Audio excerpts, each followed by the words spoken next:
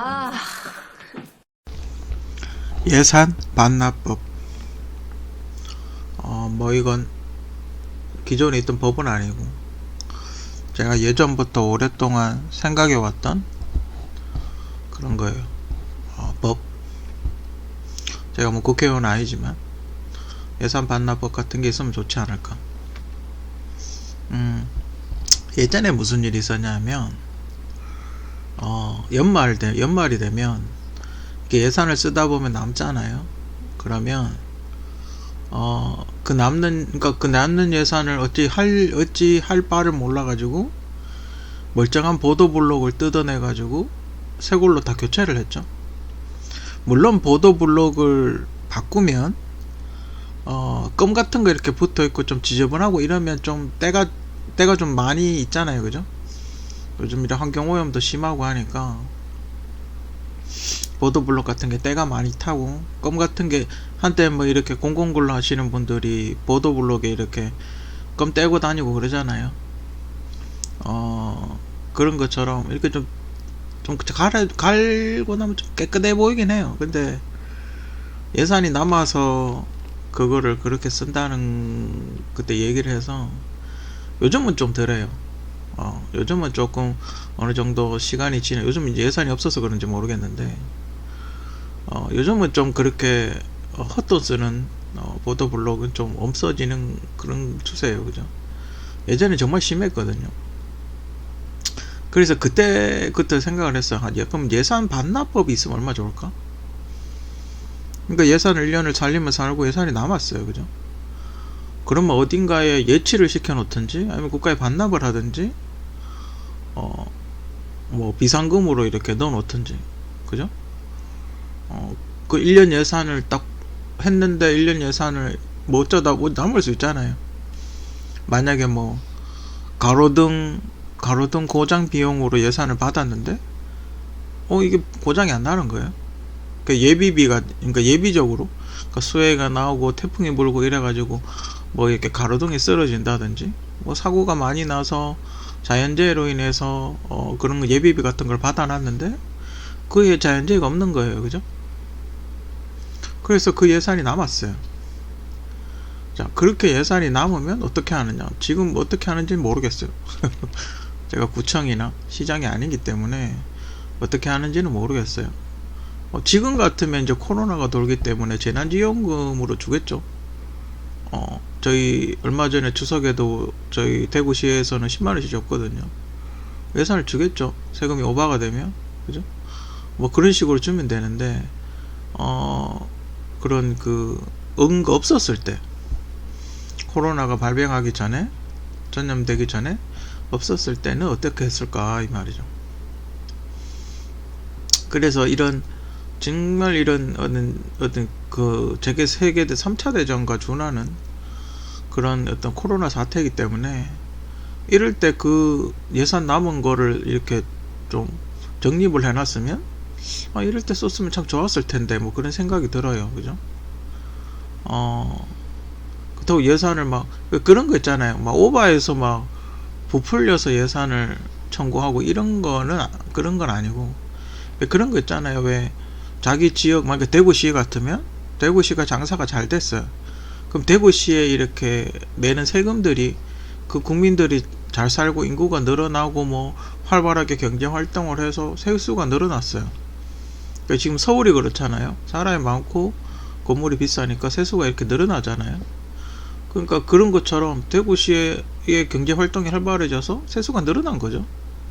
뭐 집도 자주 많이 사고 팔고 뭐 사람들이 소비도 많이 하고 이래가지고 세금이 늘어나서 세금이 그러니까 증세를 내서 그런 게 아니라 경제 활동이 활발해져서 세금이 늘어난, 그죠?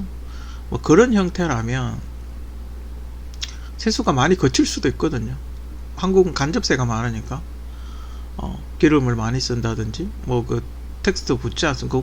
물론 이렇게 세금은 지금 어떻게 주고받고 하는지는 모르겠지만, 정확하게 제가 모르겠지만 어쨌든 지방세라는 게 있고 정부에서 쓰는 세금이 있고, 그죠? 정부에서도 세금을 어떻게 쓰는지 저희가 다 모르잖아요. 그죠? 뭐 이렇게 비공개로 세금을 쓰는 뭐 그런 것도 있더라고요. 그러니까 뭐 요즘 검은 태양 드라마 이상하게 진행을 하는 검은 태양도 있지만, 그런 국정원 자금들, 그런 국정원 요원을 보냈을 때 그런 국정원 요원들이 쓰는 비밀 자금들, 그런 거는 비공개겠죠. 하지만 예산은 많이 들어. 그런 친구들이 비행기 타고 왔다 갔다 한다든지, 그죠? 그런 거는 비공개 자금이겠지만, 그런 걸 감안을 한다고 하더라도 어마어마한 예산이 어떻게 쓰여지는지. 600조는 매년 삼성전자 한 1.5배가 1년에 우리나라 세금으로 쓰여요. 그러니까 1년에 삼성전자 1.5배가 없어지는 거예요, 회사가. 그게 어떻게 뭘 하는 게 아니잖아요. 그러니까 뭔가 이렇게 건설을 하고 소비를 하고 이런 게 그 회사처럼 건물을 짓고 공장을 짓고 직원도 월급 주고 그래서 그렇게 쓰는 게 아니라, 그냥 1년에 삼성그룹 1.5배를 그냥 없어져 버리니 그냥 소비를 해버리잖아요. 이거 왜 관심을 안 갖냐 이 말이죠. 이 어마어마한 돈을, 그죠? 도대체 이 어마어마한 돈을 왜 관심을 안 가지냐 이 말이죠. 그게 뭐 경제가 좋고 내가 잘 되고 이러면 뭐 그게 상관이 없지만, 지금같이 코로나 시국이고 자영업자들이 폐업을 하고 뭐 이런 거에 대해서 왜 관심을 안 가지냐 이 말. 매년 증세가 돼요. 매년 세금이 조금씩 늘어나요. 왜 늘어나는지도 몰라요. 해야 된다, 그렇게 해야 된다 그래놓고 돈은 또 엄청나게 많이 써요, 그죠? 적립해 놓은 건 또 다 갖다 없어져요, 그죠? 지금 왜냐면 제가 왜 지금 이 얘기를 하냐면, 지금 11월 달이잖아요. 11월 초기 때문에 좀 있으면 국회에서 내년 예산 심의안을 하게 돼요. 분명히 더 오르겠죠. 저 증세를 할 거예요. 왜 증세를 할 수밖에 없냐? 최저임금이 올랐잖아요, 그죠? 그러면 공무원들 월급을 올려줘야 되기 때문에 분명히 정부 예산이 오를 거란 말이에요, 그죠? 그 국회의원들 한 달에 그 어마어마한 양의 심의 분량을 얼렁뚱땅 해가지고 그냥 넘겨버린단 말이에요, 그죠? 그게 문제라는 거예요. 꼼꼼하게 살펴보고 예산 삭감할 수 있는 건 해야 되는데, 그리고 뭔가 새로운 걸 하려고 하잖아요. 그러니까 만약에 기본소득을 만약에 뭐 준다, 기본소득을 전 국민한테 주든지, 아니면 하위 50% 줄 것인지, 아니면 하위 30%만 줄 것인지. 제가 보기엔 우리나라 지금 재난지원금 받는 수준으로 봤을 때 기본소득 거의 90%를 줘야 된다고 봐요, 그죠? 왜냐면 재난지원금 소비했을 때 90%가 한 달에 500, 그러니까 1년 연봉이 5천만 원이 안 되는 사람이 거의 90%가 넘잖아요. 그러면 기본소득을 준다라고 했을 때 거의 대한민국 국민의 거의 90% 이상을 줘야 된다는 얘기잖아요, 그죠? 거의 다 준다고 봐야 되겠죠, 그죠? 기본소득은 이거는 그냥 뭐 하위 50%만 주네 뭐 이런 얘기가 아니에요, 그죠? 아니면 하위 50%만 주고 뭔가 딜이 있어야 된다고 봐요. 그래야 국민적인 공감을 생기겠죠. 지금 제가 개인적으로 생각하는 거는 기본소득을 주고 시급을 내리자. 시급을 지금 물가가 너무 올랐잖아요. 여러분들 슈퍼 가보셨어요? 무 한 개 추석 전에 900원 하던 게 지금 거의 2배 1,500원 정도 하죠. 뭘 사 먹을 수가 없어요. 라면 같은 거 가끔 이렇게 할인해서 파는 게 있는데 좀 수상 포장을 새로 한 게 아닌가 뭐 그 약간 의심이 드는 그런 라면들이 있어. 먹고 나면 굉장히 속이 아픈, 할인해서 파는 일부 그런 것들이 있는데, 그런 걸 제외하면, 아니면 그거는 뭐 이제 동남아나 이런 데 가서 만들어 왔으면 가격이 좀 쌀 수는 있겠죠, 그죠? 그러니까 인건비가 싼 데서 만들어 왔으면 가격이 좀 저렴할 수는 있겠죠, 그죠? 아무튼 그런 4차 산업과 기본소득은 어쩔 수 없어요. 지금 전 세계적으로 논의를 하고 있는 거예요. 왜 논의를 하고 있냐? 4차 산업을 하게 되면 자동화가 이루어질 것이고, 그러면 사람의 생산직 직원이 감소할 수밖에 없어요, 그죠? 그건 어쩔 수 없는 세계적인 추세예요. 그러니까 집에서 가내 수공업으로 하나하나 만들다가 산업혁명이 일어나서 공장에서 프레스로 찍어낸단 말이에요. 그러면 가격은 떨어지지만 어떻게 해요? 일자리는 없어지잖아요. 근데 그때 당시도 그렇게 이야기를 했는데 또 기계를 만들거나 또 생산량이 늘어나거나 그렇게 해서 또 인구수가 늘어나긴 했어. 근데 지금 4차 산업은 달라요. 사람을 아예 안 쓰니까. 그러니까 산업혁명은 산업을 그래도 썼어요. 그죠? 근데 4차 산업혁명은 사람을 아예 쓰고 로봇으로 다 바꾸는 거기 때문에 기본소득이 있어야 된다. 그죠? 기본소득이 줘야 될 수밖에 없어요. 그죠? 그럼 이 예산을 어디서 만들 것인가 이 말이죠. 예산을 얻는 거. 예산을 반납해서 기본소득에 예산을 만들 수밖에 없다 이 말이죠. 제가 예전에도 이야기했지만 지금 우리나라에 이상한 복지 예산들이 굉장히 많아요. 혜택은 없는데 종류는 여러 가지가 있는데 사람들한테 가지 않는 혜택 아니면 이걸 받으나 마나한 혜택, 그죠? 그게 만약에 가정 형편이 어려운 애기가 있어요. 그럼 애기가 편의점 가서 지금 뭐 무슨 복지카드인가 그거 받아가 편의점에서 뭐 도시락 사 먹잖아요. 그럼 이 아이가 한 달에 얼마를 쓸 거예요, 그죠? 하루에 삼시세끼면 편의점 도시락 5,000원짜리 사 먹는다 하더라도 하루에 15,000원씩 들잖아요. 한 달이면 얼마예요, 그죠? 45만원 정도 들잖아요. 하루에 3끼씩 먹는다고 가정을 했을 때. 만약에 그런 소득, 그럼 최소한의 하루에 삼시세끼를 먹을 수 있는 예산. 그러니까 밥값만 해도 45만원이 나간다. 50만원 가까이 나간다는 거예요. 그죠? 하루에 5,000원짜리 삼시세끼 먹으면 50만원 가까이 나간다는 거예요. 그죠? 아무것도 안 해도 먹는 것만 50만원이 나간다는 거예요. 월세나 이런 것도 안 내고 교통비 뭐 아무것도 군것질 하나도 안 하고 그냥 편의점 가서 5,000원짜리 도시락만 하루에 삼시세끼 먹으면 50만원이 나간다. 이게 심각한 문제예요. 그죠? 좀 굉장히 심각한 문제라고 봐요.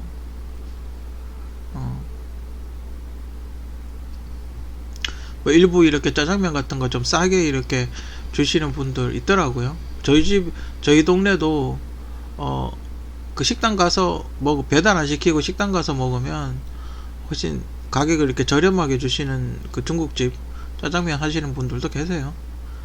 있긴 있는데 그럼 하루에 어떻게 하루에 3끼를 못 먹고 2끼 먹을 수밖에 없잖아요. 2끼 먹을 수밖에 없잖아요. 그죠? 이건 굉장히 심각한 문제라고 봐요. 그죠? 그럼 최소한 기본소득이 하루 밥값 기준으로만 해도 45만원에서 50만원 줘야 된다는 얘기예요. 그죠? 그럼 하루에 3끼 먹던 거 2끼 먹고 2끼나 1끼 먹고 다른 걸 한다는 얘기인데 심각한 수준이 물가가 엄청나게 올랐어요. 그죠?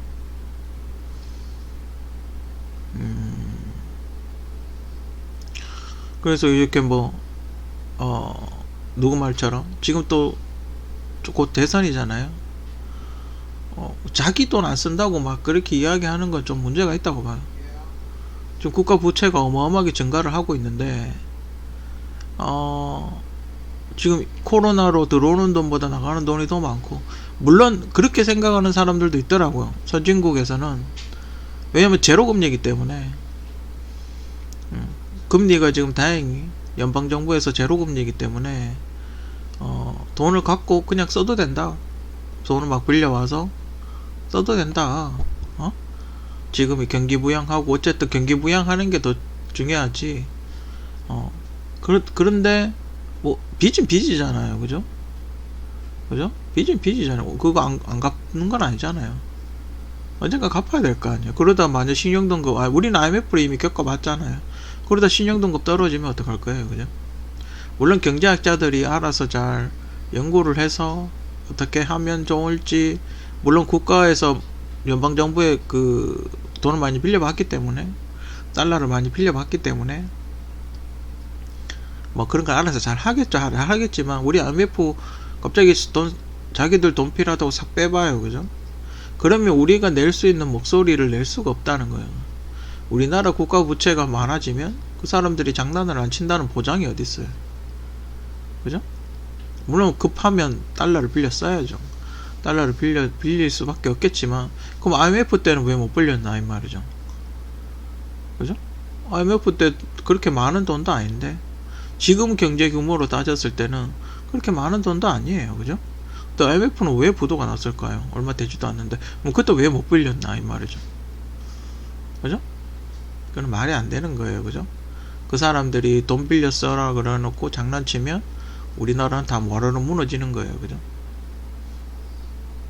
그리고 얼마 전에 이제 문재인 정부가 대한민국도 이제 선진국이 됐다 이래가지고 농업 생산 부분이 우리가 개발도상국가 수준의 어떤 혜택을 받았었는데 그게 없어져 버렸어요. 그래서 예전에는 이제 농민들한테 지원을 해줄 수 있고 뭐 그런 걸 했는데, 이제는 못하면 제소를 당하게 돼 있죠. 지원금을 주게 되면 제소를 당하게 돼 있기 때문에 이제는 농사 지으시는 분도 품질로 승부를 해야 되는, 그러니까 팔릴 수 있는 쌀, 그러니까 정보미 위주보다는 일반미, 소위 말하는 일본미, 뭐 희까리 쌀인가 뭐 그런 걸로 판매를 할 수밖에 없어요. 그죠? 뭐 고대미라든지 이제 우리 농수산물의 경쟁력 있는 흑미라든지, 그죠? 경쟁력 있는 그런 쌀을 근데 한국은 이미 경쟁력이 없죠. 인건비가 비싸고 그 면적당 생산비가 워낙 비싸기 때문에 한국 쌀은 솔직히 경쟁력은 없어요. 그죠? 그럼 이제 품질로 승부를 해야 된다라는 거죠. 근데 품질이야 뭐 닭에서 거기죠. 그죠? 제가 햇반을 최근에 작년에 저는 햇반을 개인적으로 그렇게 많이 선호하는 편은 아닌데, 어떻게 햇반이었나 뭐 한 개 있어가지고 먹었는데, 그게 소위 말하는 태국 카레쌀이더군요. 이렇게 긴 쌀이더군요. 저쪽 동남아시아 쪽에서 많이 재배하는 쌀. 어쩔 수 없죠. 그게 가격이 싸니까. 이렇게 막 쌀이 날아간다 그러죠. 그 쌀이더군요. 한국 쌀은 비싸서 단가가 안 나오겠죠. 그죠? 지금 이제 그 정도예요. 그죠? 물론 이렇게 농림수산부에서 잘 지도를 하고 있기는 하지만 한국은 쌀농사 짓는 비중이 엄청나게 크죠. 그래서 근데 쌀이 또 중요하니까요. 그죠? 그러니까 사람들이 쌀 먹는 비중은 점점 줄어들고 있는데 쌀농사만 계속 짓고 있죠. 그래도 쌀농사 짓는 게 제일 낫대요. 사람들이 이야기 들어보면 다른 거 뭐 과일 이런 거 짓다가 말아 먹으면 그거보다는, 왜 쌀은 아직까지도 1년에 한 번씩밖에 농사를 못 짓잖아요. 그죠? 그렇기 때문에 그래도 쌀이 낫대요. 저희 시골에도, 할아버지 사시던 시골에도 가면 가끔 수해 나가지고 벼가 이렇게 쓰러져 있는 쓰러져 있는 벼를 보면 참 안타까워요. 예전에 제가 학교 다닐 때도 경산 지역에 논에 벼가 쓰러졌다고 농촌 봉사활동 같은 거 하고 그랬었는데, 한번 가봤는데 그래도 시골에 어르신 분들은 도움이 많이 되죠. 군인들 가가지고, 우리 군대 갔을 때도 농촌 봉사활동이라고 막 뽑아가지고 작업하고 그랬는데, 저는 가본 적은 없어요. 제가 가본 적은 없는데, 이렇게 고참들, 저희 위에 고참 한 상병 정도 되는 사람들이 주로 많이 가는데, 그렇게 가가지고 어르신들 도와주고 그러고 온다고 하더라고요. 산에 불 끄러는 안 가보긴 맞죠. 산에 불 끄러는 안 가봤어요. 그런 거 말고 그냥 벼 넘어진 거 이렇게 세운다든지, 아니면 뭐 모내기를 한다든지, 뭐 그런 거 그때 가서 도와준다든지, 뭐 그런 거 많이 하죠. 지금 이제 슬슬, 왜냐면 농수산물이 비싼 거는 큰 문제인 게, 그게 1차 산업이잖아요. 그 1차 산업이 올라가면 2차 산업도 가격이 올라가게 돼 있어요. 그죠? 그리고 또 2차 산업이 올라가면 3차 산업은 당연히 올라가겠죠. 기본으로 우리가 써야 되는 거 있잖아요. 뭐 기름이라 원유라든지 휘발유라든지 뭐 전기라든지 뭐 농수산물 쌀이 우리가 안 쓰고 안 되는 거 그런 게 올라가 버리면 다 올라가는 거예요. 그것마저 올라가 버리면 그게 조금이라도 오르면 더 올라가는 거예요. 그죠?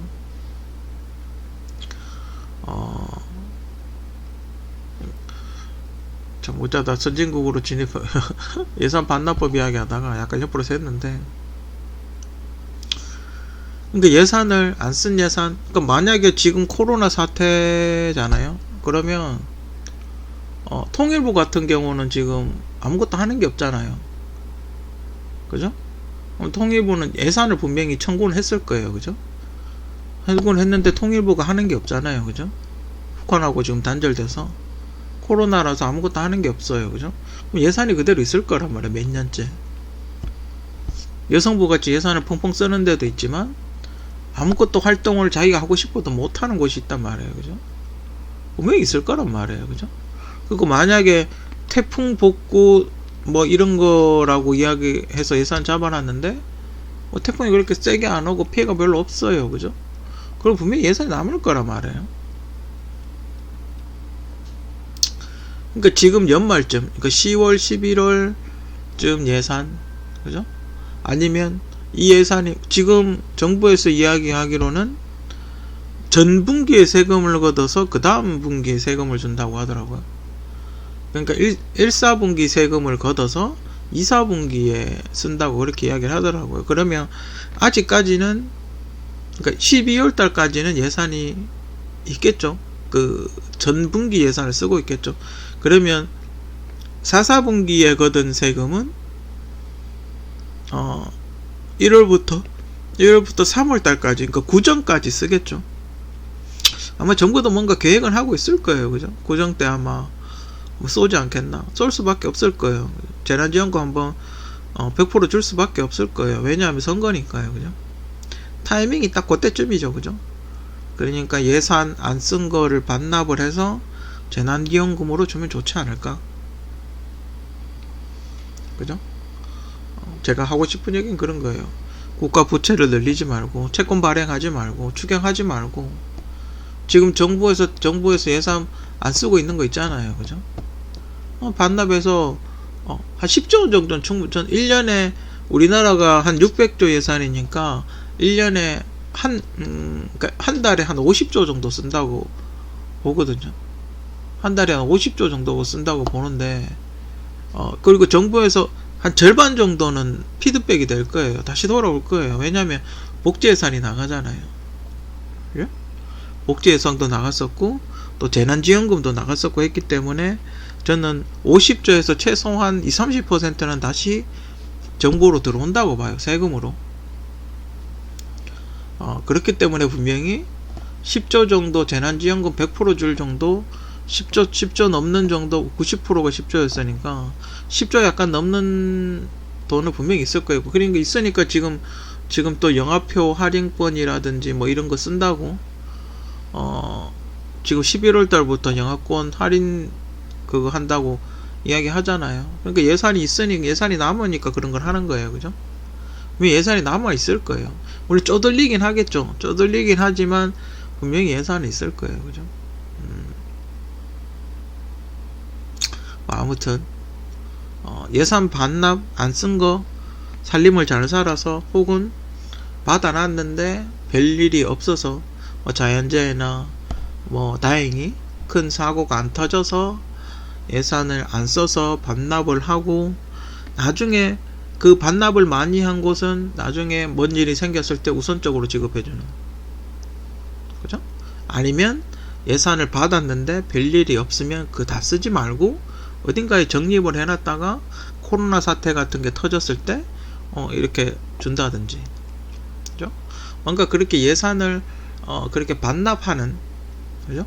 예산을 안 쓴 예산을 이렇게 효율적으로 융통성 있게 이렇게 활용을 할 수 있는 그런 게 좀 필요하지 않나? 개인적으로 그렇게 생각을 합니다.